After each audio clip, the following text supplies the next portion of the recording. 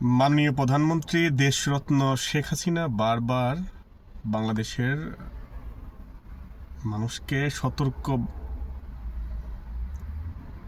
করতে চেয়েছিলেন যে আমেরিকান একটি শক্তি বাংলাদেশের একটি অঞ্চলকে ঘাঁটি হিসাবে ব্যবহার করতে চায়, আর সেটি আমি কখনোই হতে দেব না। আমি বঙ্গবন্ধু কন্যা, দেশের 1 ইঞ্চি মাটি কাউকে ব্যবহার করতে দেব না। এটি আমার স্বাধীন দেশ, স্বাধীন ভূখণ্ডে আমার জনগণ নিজের ইচ্ছায় যে কোনো জায়গা ব্যবহার করবে, অন্যথায় বাংলাদেশের 1 ইঞ্চি মাটিও কেউ ব্যবহার করতে পারবে না। তিনি আরো বলেছিলেন, আজকে আমাকে হুমকি দেওয়া হয়, আপনি আজীবন ক্ষমতায় থাকবেন, আপনার কোনো সমস্যা হবে না, সেন্ট মার্টিন এবং বন্দর আমাদেরকে দিয়ে দিতে হবে। আমি তাদেরকে স্পষ্ট ভাষায় বলে দিয়েছি, আমি বঙ্গবন্ধু কন্যা যতদিন বেঁচে থাকব, বাংলাদেশের 1 ইঞ্চি মাটি কাউকে ব্যবহার করতে দেব না। ঠিক সেই কারণে আজ মাননীয় প্রধানমন্ত্রী জননেত্রী শেখ হাসিনাকে দেশ ত্যাগ করতে হয়েছে। বাংলাদেশের মানুষ আজকে আপনাদেরকে স্পষ্ট করে বলতে চাই, মাননীয় প্রধানমন্ত্রী শেখ হাসিনা আপনাদের জন্য কল্যাণকর ছিল। আপনাদেরকে যেভাবে ভুল বোঝানো হয়েছিল, আর সেই ভুল বুঝে আপনারা একটি নির্বাচিত সরকারকে দেশ থেকে বিতাড়িত করেছেন। এখন আপনারা ঠিকঠাক বুঝতে পেরেছেন তো এদেশে কেন আপনাদেরকে বিষিয়ে তোলা হয়েছিল, কোন সমাজ আপনাদেরকে শেখ হাসিনার বিপক্ষে দাঁড় করিয়েছিল আর কেন করিয়েছিল। বাংলাদেশের কিছু সুশীলরা তারা বলেছিল শেখ হাসিনা বাংলাদেশকে ভারতের কাছে বিক্রি করে দিয়েছে। বাংলাদেশের কিছু রাজনৈতিক বিশ্লেষণ বলেছিল এদেশে 26 লক্ষ ভারতীয় চাকরি করে। বাংলাদেশের কিছু সুশীল বলেছিল ভারতকে বাংলাদেশের সব রকমের সুবিধাজনক অবস্থান তৈরি করে দিয়েছে, একটি সময় বাংলাদেশ ভারত হয়ে যাবে। যারা এই সমস্ত কথা বলে শেখ হাসিনার বিপক্ষে বাংলাদেশের মানুষকে দাঁড় করিয়ে দিয়েছিল, আজকে যখন তারা বাংলাদেশের ক্ষমতায় বসেছে, বাংলাদেশের সাথে ভারতের যে চুক্তিগুলো রয়েছে, আপনারা বলুন তার একটি চুক্তিও কি বাতিল করতে পেরেছে? শেখ হাসিনা এমন একটি রাজনীতিবিদ ছিলেন, শেখ হাসিনা বাংলাদেশের সর্বপ্রকার ভালো চেয়ে সে যে চুক্তিগুলা করেছিলেন, আজকে যারা ক্ষমতায় এসে সেই চুক্তিগুলা দেখেছেন, তারা কি অবৈধ চুক্তিগুলা বাতিল করতে পারতো না? তাদের এই অথরিটি কিন্তু জনগণ তাদেরকে দিয়েছে, ম্যান্ডেট জনগণ তাদেরকে দিয়েছে, কিন্তু কেন আজকে একটি চুক্তিও বাংলাদেশের সাথে ভারতের বাতিল হলো না? তাহলে এখান থেকেই আপনি পরিষ্কার হতে পারবেন, জননেত্রী শেখ হাসিনা জনগণের উন্নয়নের জন্য বাংলাদেশের সাথে যতগুলা চুক্তি করেছিলেন, সবগুলা চুক্তি বাংলাদেশের মানুষের উন্নয়ন কাঠামোতে অগ্রণী ভূমিকা রেখেছিল। আজকে যে কথা বারবার বলে স্লোগান দিচ্ছে, দিল্লি না ঢাকা, পিন্ডি না ঢাকা, এই ধরনের স্লোগান যারা দিয়ে বাংলাদেশের মানুষকে মুক্তিযুদ্ধের পক্ষের শক্তি বাংলাদেশ আওয়ামী লীগের বিপক্ষে দাঁড় করিয়ে দিয়েছিল, আজকে আপনারা বুঝতে পেরেছেন তাদের ম্যাটিকুলাস ডিজাইন কী ছিল। তাদের ম্যাটিকুলাস ডিজাইন ছিল এই বাংলাদেশের ভূখণ্ড আমেরিকার কাছে ইজারা দেওয়া। আজ ঠিক সেই কাজগুলাই হচ্ছে। বাংলাদেশে আমেরিকান সোলজার ঢুকেছে গত রবিবার। আজ শুক্রবার আমি ভিডিও করছি, গতকাল বৃহস্পতিবার আমি এই খবরটি কোনো গণমাধ্যমে পাইনি, সোশ্যাল মিডিয়ার বরাতে আমি জানতে পেরেছি। বাংলাদেশের মানুষও কোনো মিডিয়া মাধ্যমে জানতে পারেনি, ন্যাশনাল চ্যানেলগুলা সেই সংবাদ প্রচার করতে পারেনি।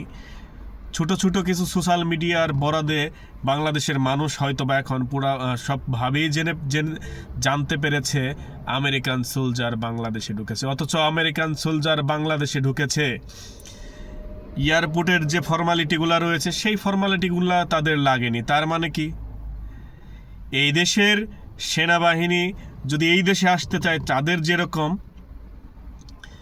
ইমিগ্রেশন ফর্মালিটি অনেক সময় লাগে না, তার মানে কি আমেরিকা কি বাংলাদেশকে কিনে নিয়েছে, যে কারণে তাদের এই দেশে আসতে কোনো ফর্মালিটি লাগে না? তাদের যেভাবে অনুপ্রবেশ করানো হয়েছে, এতে স্পষ্টভাবে বোঝা যাচ্ছে যে বাংলাদেশটি তাদের নামে লিখে দিয়েছে ডক্টর ইউনূস। ইউনূসকে যেভাবে দায়িত্বে বসানো হয়েছে, ঠিক সে সেই কাজগুলাই করে যাচ্ছে প্রতিনিয়ত।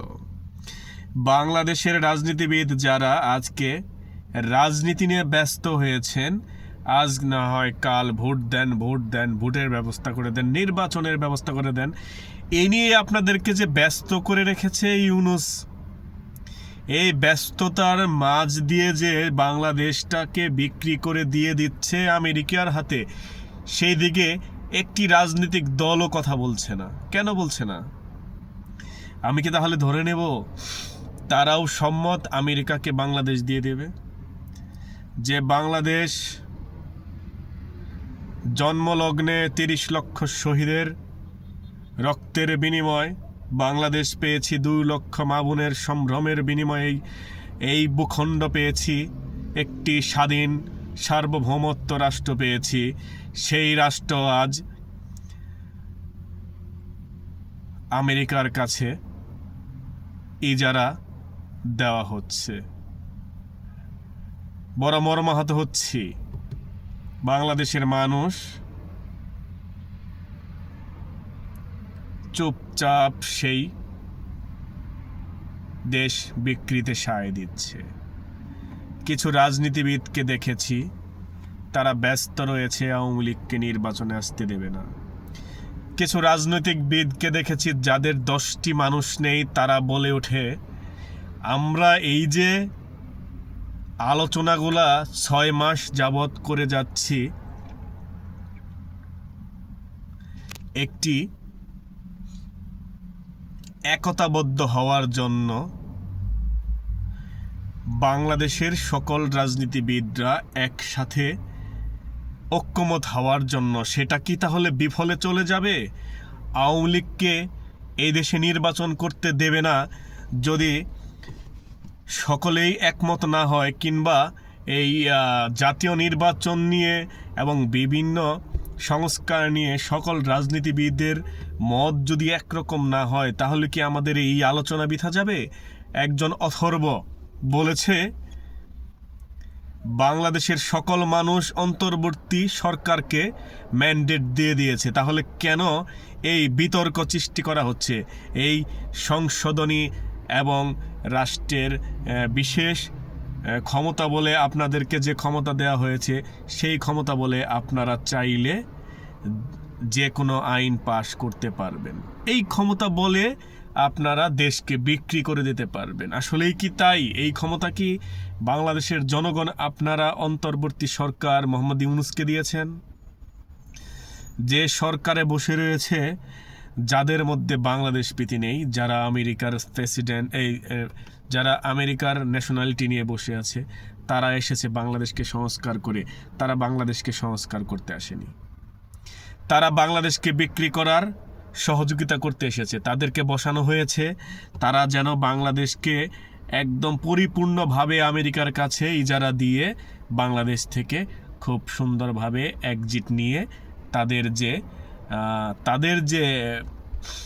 তাদের যে বাসস্থান আমেরিকা, সেখানে তারা চলে যাবে। কিন্তু এই বাংলাদেশের মেহনতি মানুষ, বাংলাদেশের এই কোটি মেহনতি মানুষের কি হবে? তাদেরকে নিয়ে একটি বার কোনো রাজনৈতিক দল ভাবেনি। সবাই চাচ্ছে যে আমরা ক্ষমতায় যাব, আমরা পিআর পদ্ধতিতে নির্বাচন চাই, আমরা গণভোট চাই। কেউ বলে না দেশ আমার থাকবে, আমার দেশে কোনো রকম কোনো বহির্বিশ্বের আগমন ঘটতে দেব না। আমরা বলতে চাই, আওয়ামী লীগ জনমানুষের কথা বলতো, আওয়ামী লীগ গণমানুষের দল, আওয়ামী লীগ এই বাংলাদেশকে ভালোবাসে, আওয়ামী লীগ এই বাংলাদেশকে আঁকড়ে ধরে বাংলাদেশের সকল মানুষকে নিয়ে এই বাংলাদেশকে বহির্বিশ্বের দরবারে উপস্থাপন করেছে। সেই উপস্থাপনাটা এত সুন্দর ছিল, বাংলাদেশ এত সুন্দর গতিময়ভাবে চলা শুরু করেছিল।